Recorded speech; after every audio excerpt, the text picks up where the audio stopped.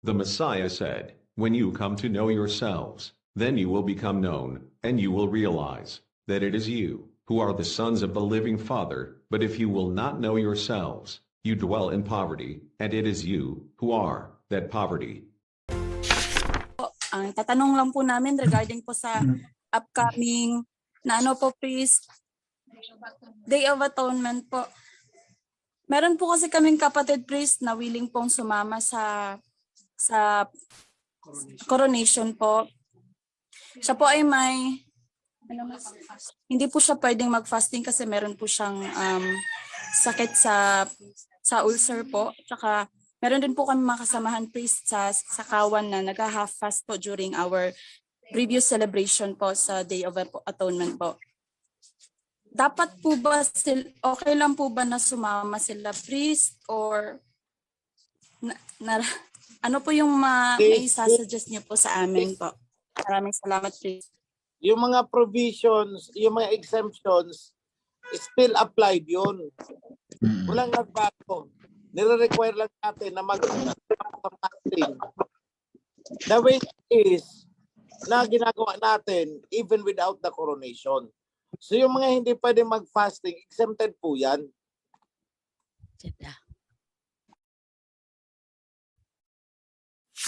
At saka ano po ang katanungan ko po, nabanggit po ng ating mahal na hari tungkol po doon sa lahat ng pupunta sa coronation ay dapat po a-attend ng Day of Atonement.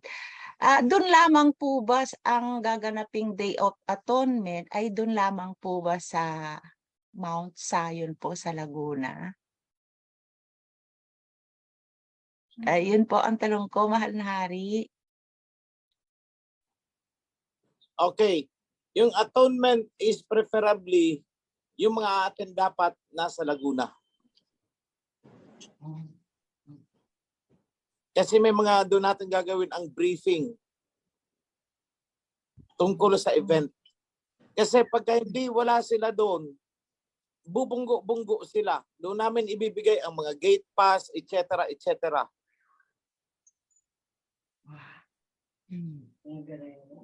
May mga instruction yan. May mga instruction na ibibigay. Kasi no gate pass, no entry tayo. Dahil hindi naman kayo kilala nung mga event facilitator. Yung mga parang mga bouncer na tayo dyan. Eh, kahit magtataray kayo, gumulong kayo dyan, hindi kayo papasipan.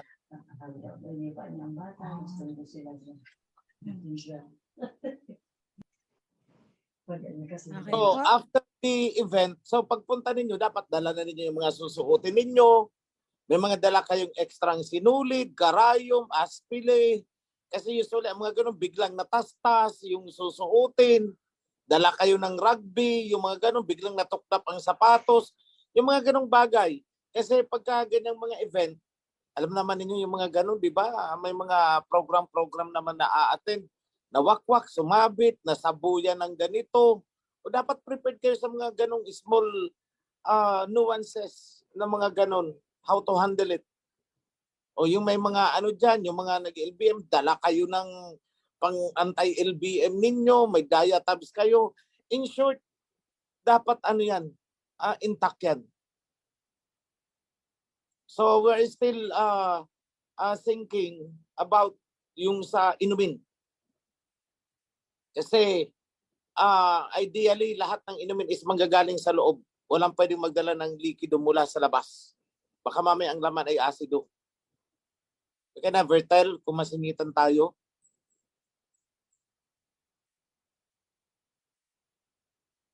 So, maraming nitty-gritty instructions na kailangang tandaan ng lahat. Eh kung mahigpit ang boarding pag-akit ng eroplano, mas mahigpit tayo dun. Imagine it. So dadaan kayo ng mga scanner, dadaan ng ganito. So yung mga may bit na kung ano-ano, wag na kayo magbibit-bit ng unnecessary things. Baka may magbit-bit na may dala pang traveling bag, may mga kung ano-anong laman. Ay pabubuksan yan sa'yo. So what you only need for the event, for that 4 hours event, Yun lang ang dapat mong bitbitin. So magkakaroon niya ng consultations. Kasi pagka wala kayo doon, for sure, ang dami na namang itatanong.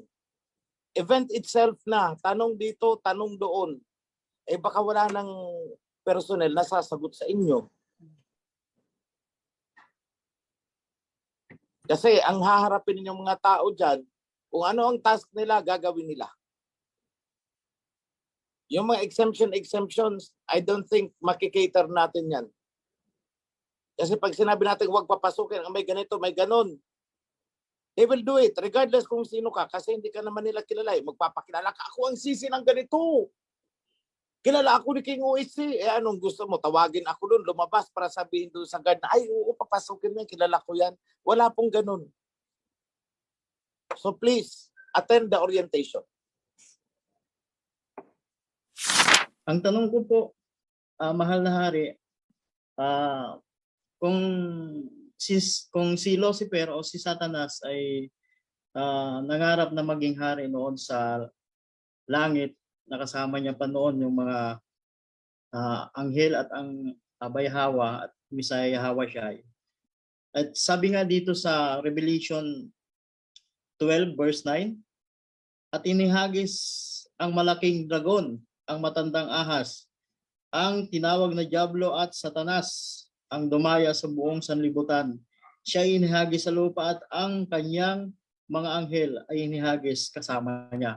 Ang tanong ko po, mahal na hari, ay kasama natin yung si Satanas, si Lucifer, at ang kanyang mga kasamang anghel.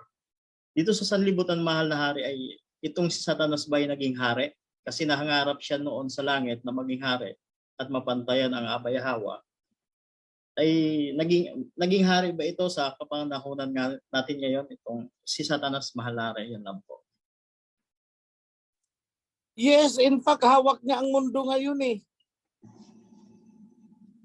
Yung mga anak niya nandyan, no? Ang puputi pang tatangos ng ilong. Asul-asul ang mga mata. Nandyan yan.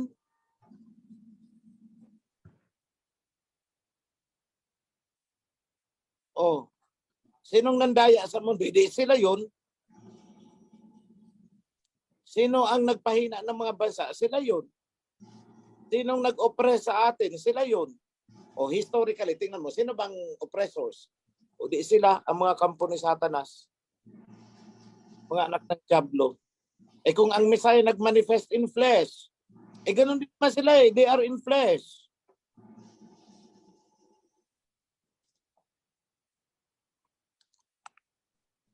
So, the answer is yes. Follow question, mahal na hari. Kaya pala, ang lahat ng bansa sa buong mundo ay ang line of government nila ay demokrasya. At ang naging lang, yung two witnesses natin, yung dalawang bansa na ay yun yung autocratic na ginaya ang autocratic, pero hindi naman ang heavenly government ng Abay-Hawa. Yun lang po, mahal na rin. Yes, tama. Autocratic form, although they are deprived of the covenant. Maganda na sana kung autocratic form sila based on the covenant. Kaya lang kasi, hindi ibubuhos sa kanila ng Aba because they are not the right persons. Remember, it has to come from Ephraim.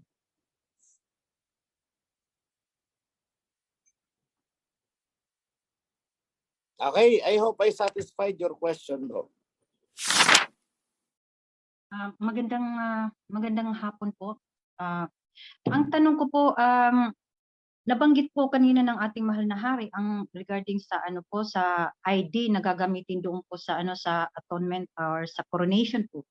Ito po bang ID na ito provided po ba ng ating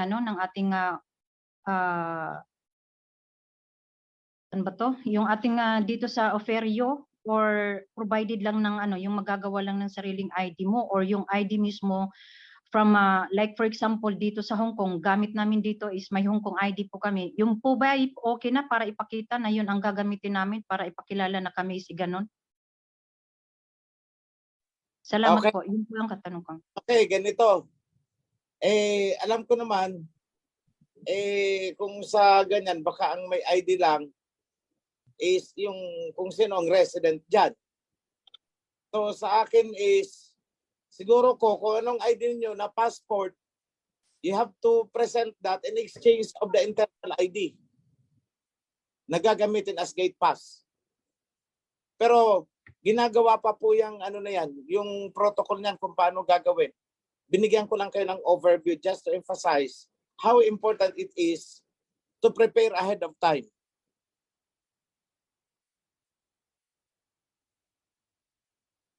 So magkakaroon ng internal ID na gagamitin in exchange of the ID na ipipresent ninyo. In lieu rather, dahil hindi naman namin kukunin ang ID ninyo. Ipapakita nyo lang yan, maybe kukuha ng screenshot, then i-issuehan kayo ng ID na internal na gagamitin nyo to be presented in all points sa security inspection. So gano'n na mangyayari niyan. Adequate instruction will be provided later on. So, may isang katanungan lang po ako kasi medyo na-excite din ako doon sa announcement ng coronation date natin. And bilang OFW po, magpaplano na din po kami as early as possible po sa travel time and at the same time po sa possible accommodation. Ang tanong ko lang po is kung halimbawa po yung September 23 po para po sa Atonement Day and preparation po sa Kingdom, mag-i-stay po kami sa isang area po from September 23 until September 28 or may provision po na halimbawa September 23 to 24 mag-i-stay and then may provision po na mag-accommodate, halimbawa pwede kaming makuhang accommodation within the area po until September 28 or dun po magsasama-sama na po tayo hanggang September 28 po sa isang area. Para Okay. po. So ganito, ang ano diyan, ang instruction is you should be present September 20 until September 24 ng gabi. In between, pwede siguro kung may kamag-anak kayo na pwedeng tuluyan or if not, pwedeng hotel or if not, pwedeng mag-tent or if not, maghahanap kayo ng pwedeng pag-stayhan temporarily. Opo. Pag-aaralan pa namin ang sitwasyon na yan. Maraming salamat po, mahal na hari. So yun lang po. Sobrang salamat po. Okay. Salamat kapatid. Ngayon po ay may babasahin po akong mahalaga pong katanungan, mahal na hari. Masayang bati ng Happy Holy Sabbath po. Ako po ay nawa ay may katanungan. Nais ko po sanang malaman kung ano po ang dapat po namin gawin ng aking asawa sapagkat po siya ay nagdadalang tao at baka po nalalapit din po sa coronation ng mahal na hari may ma-defiled po. Di pa po mahal naming mga priest ang babaeng mga anak. Ask ko lang po kung kami po ba ng aking asawa ay allowed na dumalo sa coronation ng mahal na hari. Salamat po sa kasagutan. Yun po ang tanong po, kabuuanan po daw po niya, baka po mapaanak. Siguro ko hindi na siya, wag na muna siyang sumama kasi we could not be sure, kabuuanan niya pala yun eh. Baka mamaya mapaanak siya doon. Anong mangyayari niyan? Di baka magpaanak ako nang wala sa oras. Magdala ako ng mga gloves, mga stitches, mayo scissor, forceps, in preparation for her. So siguro ko wag na muna. Oo. Okay. Salamat po ang isang katanungan. Maaari po bang malaman kung hanggang kailan po pwedeng mag-submit kung makaka-attend po yung sure po for OFW po para mabilang sa a-attend po sa coronation? Kailan? Yun po katanungan niya, mahal na hari. Kung kailan sila pwedeng mag-submit daw po? Good question. Dapat bago ang final lockdown natin ng count will be No, September, August, katapusan ng August. Okay. Or it could be earlier. Pero ganito na lang, hindi ko muna sasagutin definitely ang tanong na yan. Kasi may isang consideration kasi kaming tinitingnan as to the capacity of the Coliseum. As of this time, hindi ko pa alam kung ilan ang maximum capacity. So it has to be on a first come, first serve basis.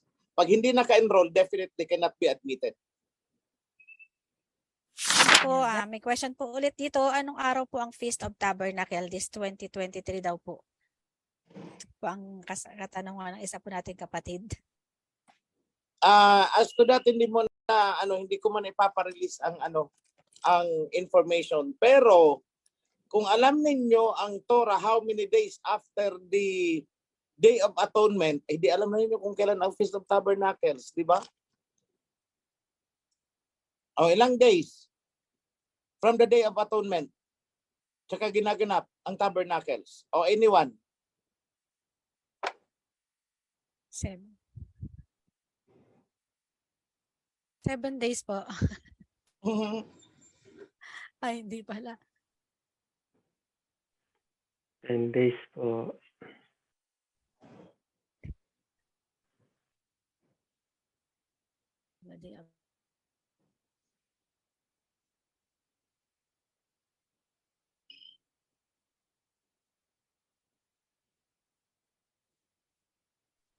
Oh, may nagpa-5, may nagti-10, may nag-7.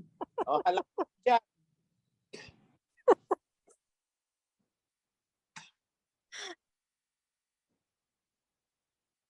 Oh, sige, basa. Ano ang provision? Basa. Oh, may 15, may 5. Oh, may 4.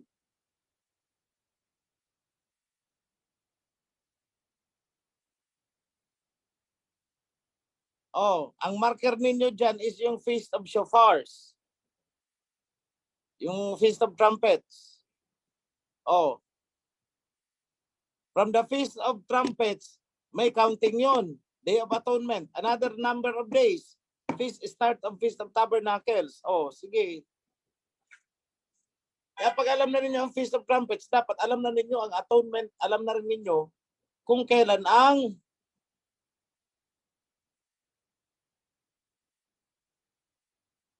Tabernacles. O, ibinigay na natin ang Atonement Day. O, dapat alam na rin ninyo, magbibilang na lang kayo sa daliri.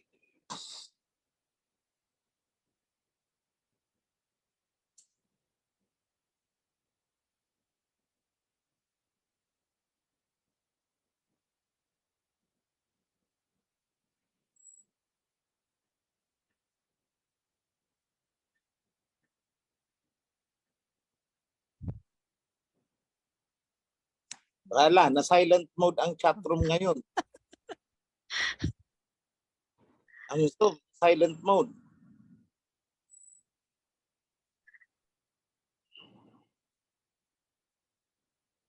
Ala, may 10, may 4, may 5, may 7, may 10, may 15, may 50.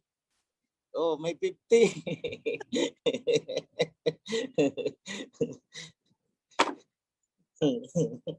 Sige kayo. O may 11, may sirit. O may sumisirit na pala. O may 9 days. O, 9 days daw. O may 28.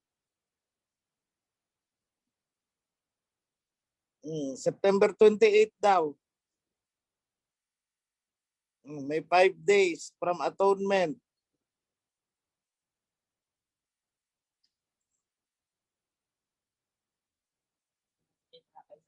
May 6 days. May 15th. 15th day of the 7th month. O, October 2, 2023. Tabernacles. O, 14 days. Allah.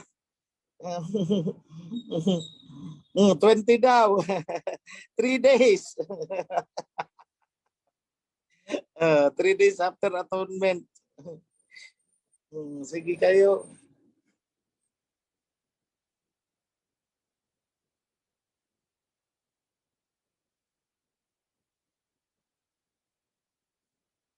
Kailan natin ilalabas ang calendar? O, to be announced na lang daw. Yun ang tamang sagot. Okay po.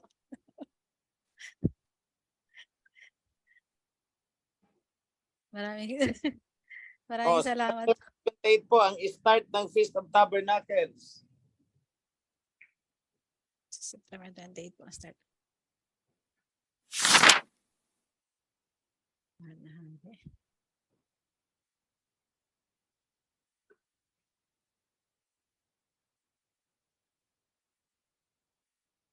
Okay po. Meron po ulit katanungan dito po. Mapagpalang hapon po mga kapatid, pasensya na po, parang out of topic po ang katanungan ng isa nating kapatid. Ito po ang tanong niya, mula nang lumabas sa Egypt ang sambahayan ni Israel sa pamumuno ni Moses, nung naglalakbay sila, may nakasunod na malaking ulap at sagi. Nagsisilbing ilaw ito sa gabi at sa umaga naman ay nagsisilbing gabi. Nung sa Mount Sinai po nakarinig po sila doon ng malakas na ugong at nakakasilaw na liwanag. At kapag bumababa ang isang anghel mula sa malaking ulap ay nakasakay siya sa isang ulap para makipagkita kay Moses. At alam na po natin na walang fairy tale o mga magic. At kung nasa realidad, ito po ang ating gagamitin. Ito po ay advanced technology. Nakakalutang sa kalangitan at malaki ito. Nagkakaroon ng liwanag sa gabi at nagkakaroon ng malakas na ingay o tunog. Ano po ang maaring kasagutan dito? Maraming salamat po sa kasagutan. Yan po ang tanong po niya, mahal na hari. Panoorin niyo ang Independence Day.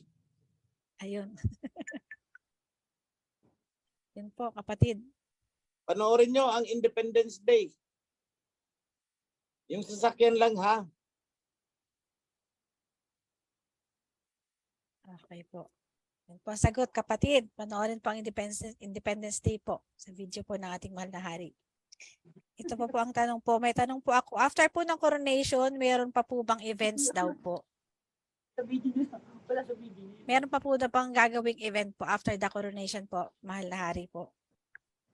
Ay, meron. Okay. Continue celebration.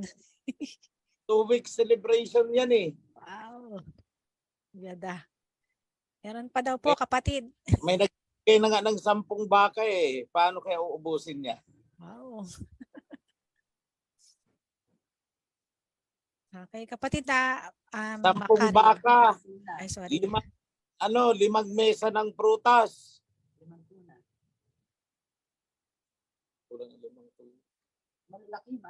Ganda. 5 tuna daw na parang balye na kalalaki.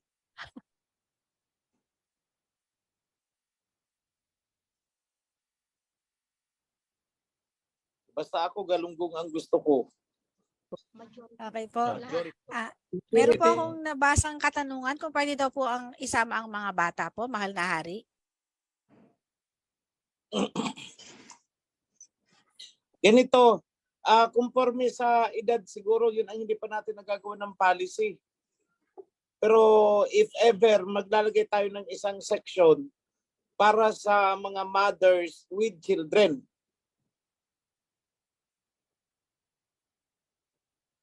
Ano tayo nun? Kasi medyo mahirap yata. Kasi alam mo na yung mga babies, may mga ano yan eh, may mga special needs yan. O halimbawa, nag-iiyak, humingi ng dede. Pag-aaralan pa natin, baka mamaya bigla nyo kailangan maglabas ng suso ninyo, magpapadede. So we have to consider privacy siguro, yung mga ganong bagay. Tapos minsan yung bata, kung hindi natin makukontrol, magtatakbo-takbo, hindi ko pa alam kung paano makukontrol, but definitely we will assign a place siguro.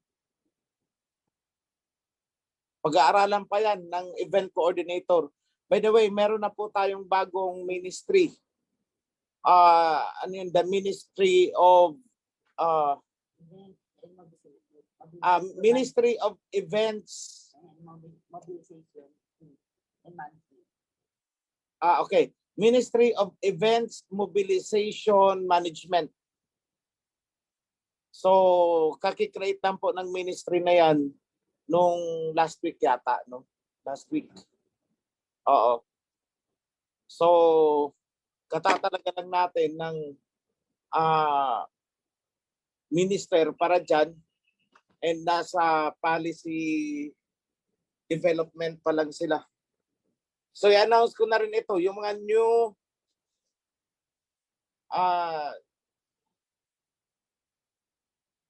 ito yung mga ministry natin. Ministry of Property, Stewardship, Ministry of Health, Ministry of Social Welfare, Ministry of Commerce, Trade and Industry, Ministry of Food Security and Agriculture, Ministry of Environmental Conservation, Ministry of Foreign Relations and Goodwill, Ministry of Communications and Information Technology, Ministry of Infrastructures and Development, Ministry of Local Affairs and Governance, Ministry of Census and Human Resource, Ministry of Science and Innovative Technology, Ministry of Human Settlement, Ministry of Disaster Risk Reduction and Management,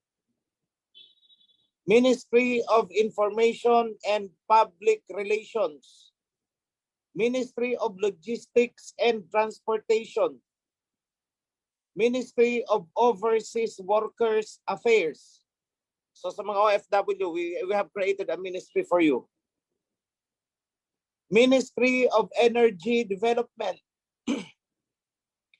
Ministry of Event, Mobilization, and Management. So ito yung bago lang ito, itong ministry na to.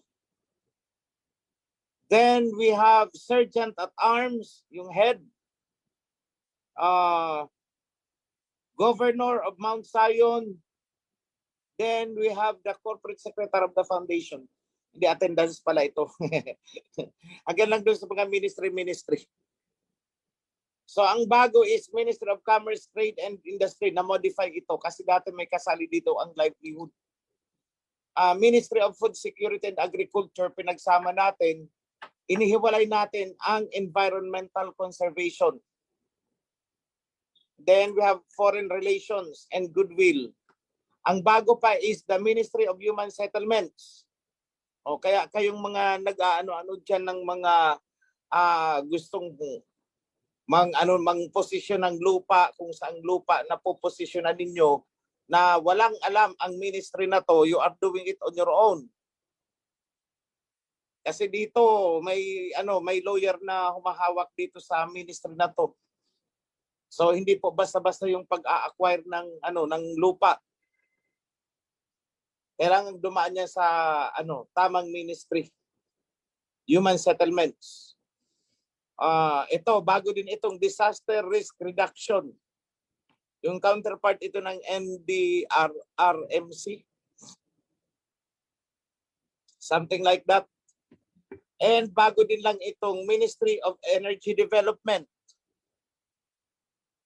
So all in all, we have 24 ministries and we have 24 elders or ministers.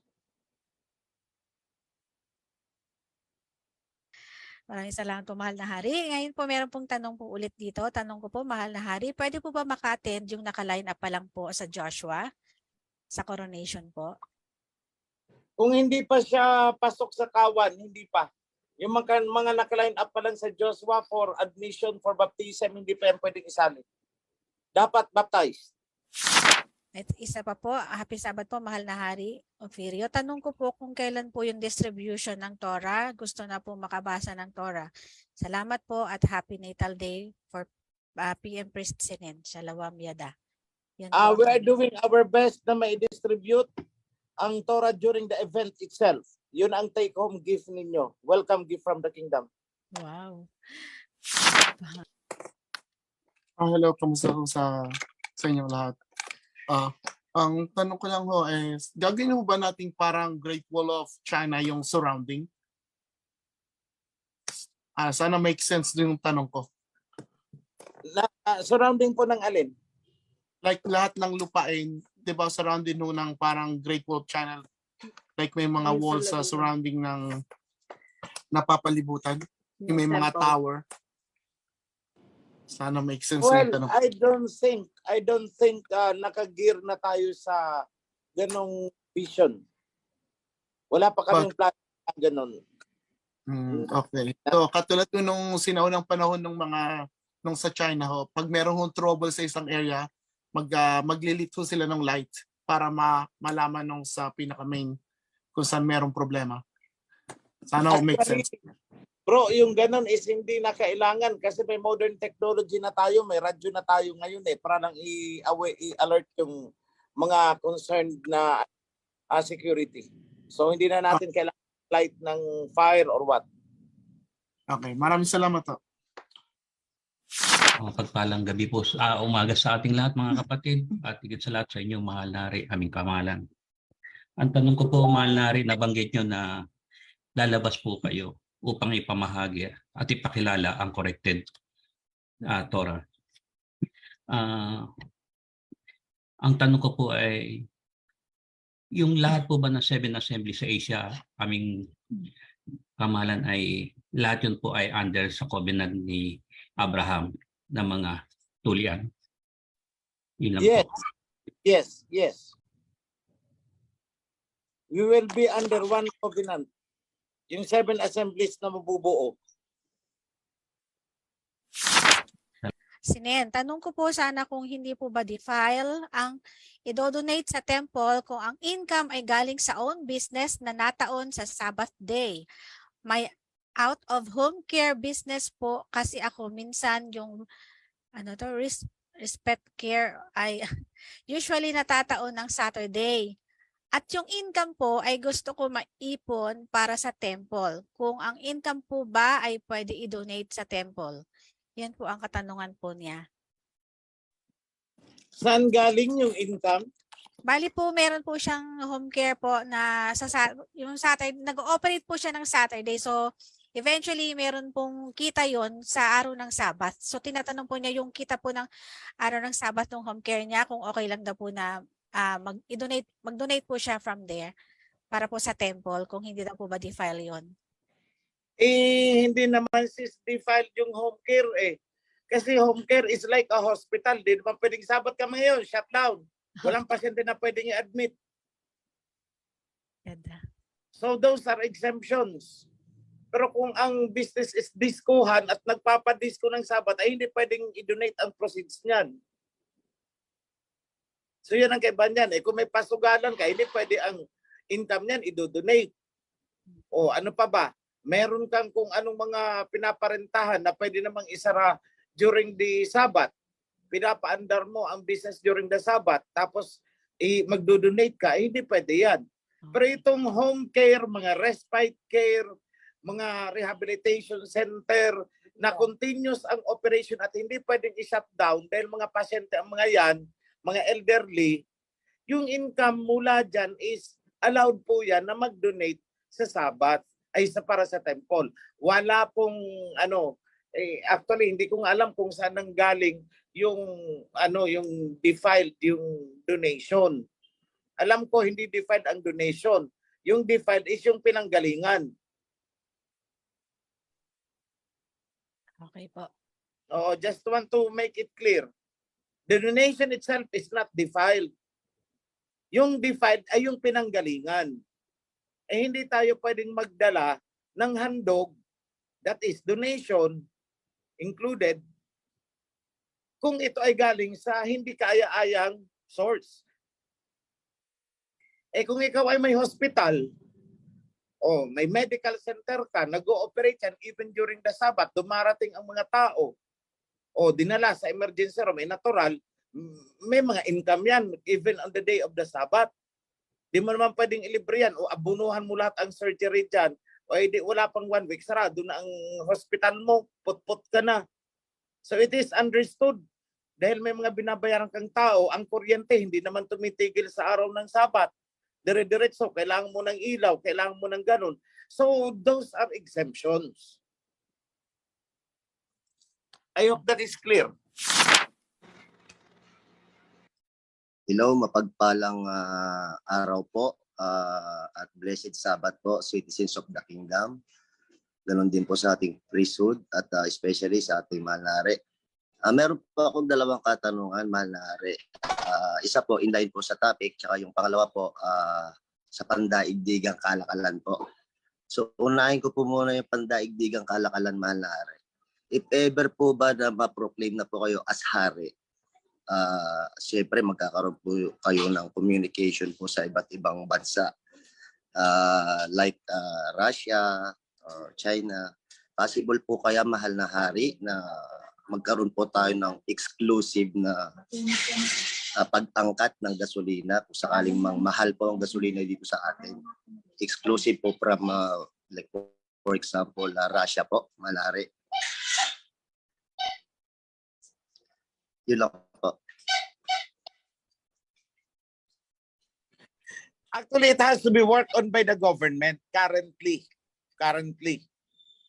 Pero may choice ang mga private sector, mga private players kung saan sila kukuha. So, is there a possibility? Yes, if we have billions and billions of money already, pwede tayo magsabi, doon namin gustong kumuha.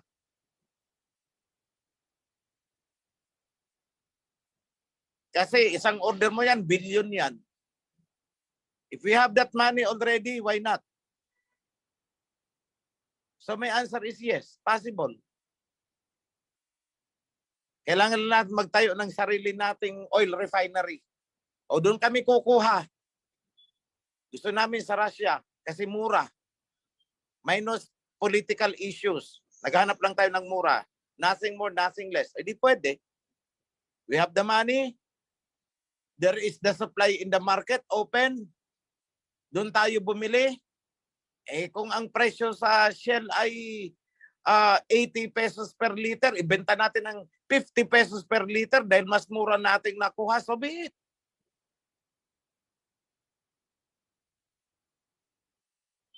So yan po ang sagot ko dyan, bro.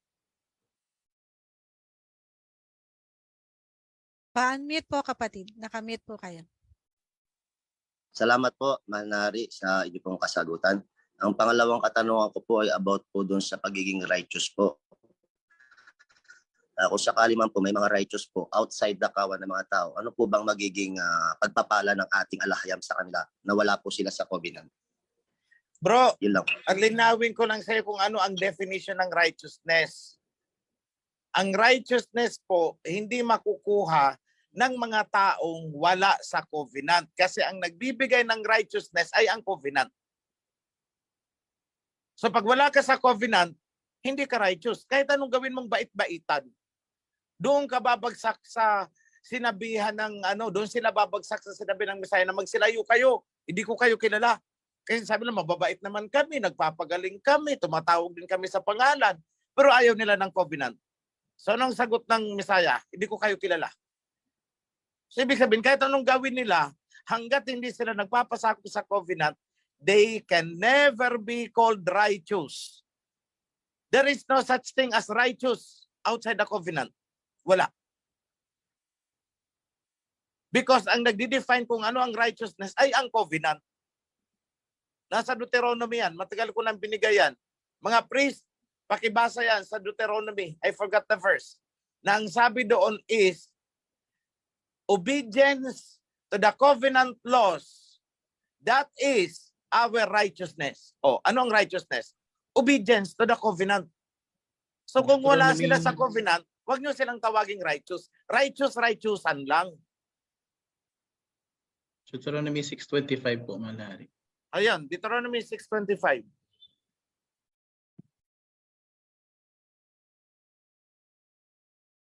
Nakamute po kayo, kapatid. Maraming salamat po, mahal na hari, kasi may mga tao po ako nakaka-encounter minsan na siyempre na i-share ko rin po yung about dito sa covenant. So lagi po nilang sinasagot sa akin, eh, kayo lang bang maliligtas kung kayo lang yung mga righteous, parang ganun po. So kaya ako po Bro, naitanong, Mahal na Hari. bro, ibalandra mo sa kanila kung ano ang righteousness. Yung Deuteronomy 6:25 na yan, diyan kamo kayo magsimula kung anong righteousness. So kung ipipilit ninyo na kayo ay righteous sa kabila ng ayaw nyo ng covenant, is nagpapantasya kayo. Basta ito kamo ang nasusulat. Hindi nyo pwedeng baguhin ito. Righteousness is by the covenant. If you kick the covenant, you are not righteous. Kahit anong gawin nyo kamong bait-baitan. Tapos, so hindi po lahat kamo ng mabait ay righteous. Kaya nga, ang daming mabait dyan. Tumatawag din sa pangalan, nagpapagaling ng may mga sakit. O anong sabi ng Messiah? Magsalayo kayo sa akin, hindi ko kayo kilala. O hindi banggain nila ang sinabi ng Messiah, eh hindi ko kamo sinabing kami lang. Pero ito ang sabi ng Messiah, hindi lahat ng tumatawag sa akin, hindi lahat ng nagbabait-baitan, hindi lahat ng tumutulong sa kapwa ay makakapasok sa kingdom. Bakit? Covenant kamo ang kailangan dyan. Tanggapin nyo o ayaw nyo, bahala kayo. Yan ang nasusulat. Ganyan mo lang bro, piprenuhan. Ganun kadali. Maraming salamat po, Mahal na Hari, sa inyo pong napakalino na kasagutan at na-enlighten po kung ano po yung aking kaalaman. Maraming salamat po, Mahal na Hari. Thank you po. Happy blessed Sabbath po. Thank you po.